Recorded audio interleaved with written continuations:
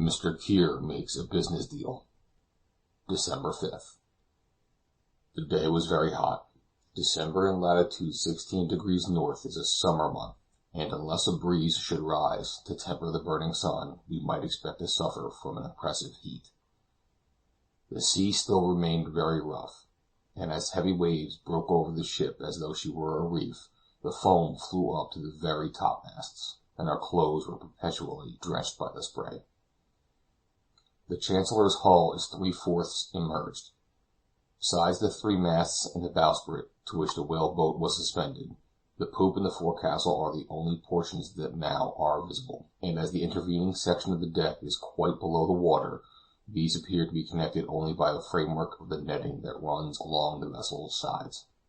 Communication between the topmasts is extremely difficult, and would be absolutely precluded were it not that the sailors, with practised dexterity, manage to hoist themselves about by means of the stays.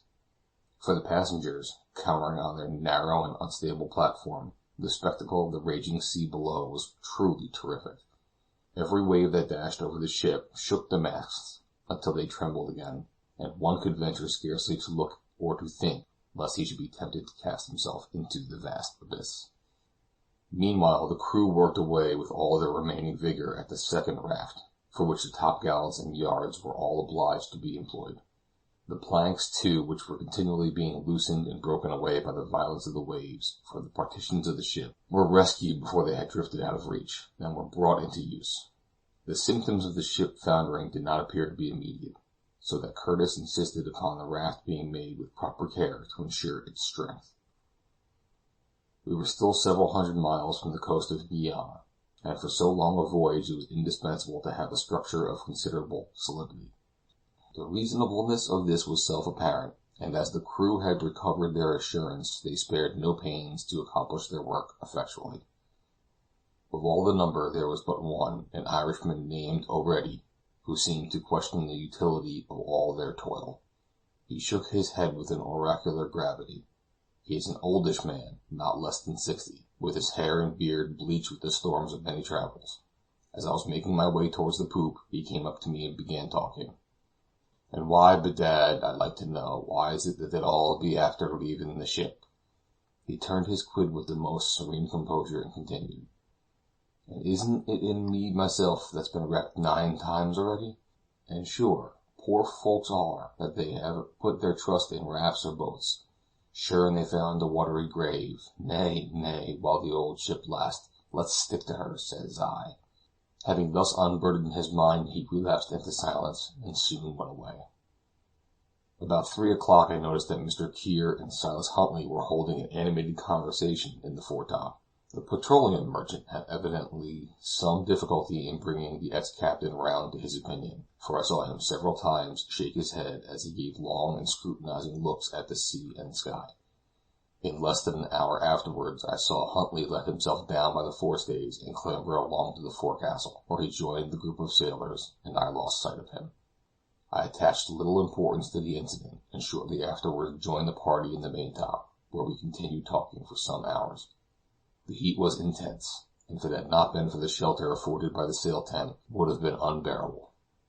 At 5 o'clock we took as refreshment some dried meat and biscuit, each individual also being allowed half a glass of water. Mrs. Keir, prostrate with fever, could not touch a mouthful, and nothing could be done by Miss Herbey to relieve her, beyond occasionally moistening her parched lips. The unfortunate lady suffered greatly, and sometimes I am inclined to think that she will succumb to the exposure and privation. Not once had her husband troubled himself about her, and when shortly afterward I heard him hail some of the sailors on the forecastle, and ask them to help him down from the foretop, I began to think that the selfish fellow was coming to join his wife. At first the sailors took no notice of his request, but on his repeating it with the promise of paying them handsomely for their services, 2 of them, Burke and Sandon, swung themselves along the netting into the shrouds, and were soon at his side.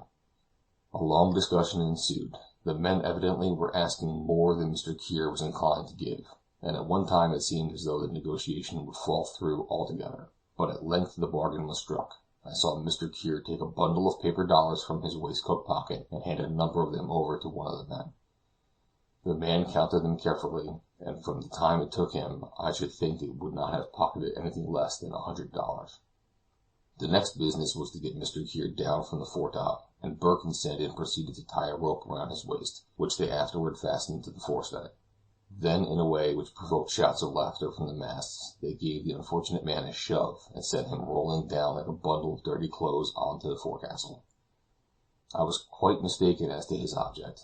Mr. Kear had no intention of looking after his wife, but remained by the side of Silas Huntly until the gathering darkness hid them both from view. As night drew on, the wind grew calmer, but the sea remained very rough. The moon had been up ever since 4 in the afternoon, though she only appeared at rare intervals between the clouds. Some long lines of vapor on the horizon were tinged with a rosy glare that foreboded a strong breeze for the morrow, and all felt anxious to know from which quarter the breeze would come, for any but a northeaster would bear the frail raft on which we were to embark far away from land. About 8 o'clock in the evening Curtis mounted to the maintop, but he seemed preoccupied and anxious, and did not speak to anyone. He remained for a quarter of an hour, then after silently pressing my hand, he returned to his old post. I laid myself down in the narrow space at my disposal and tried to sleep, but my mind was filled with strange forebodings, and sleep was impossible. The very calmness of the atmosphere was impressive. Scarcely a breath of air vibrated through the metal rigging, and yet the sea rose with a heavy swell as though it felt the warnings of a coming tempest.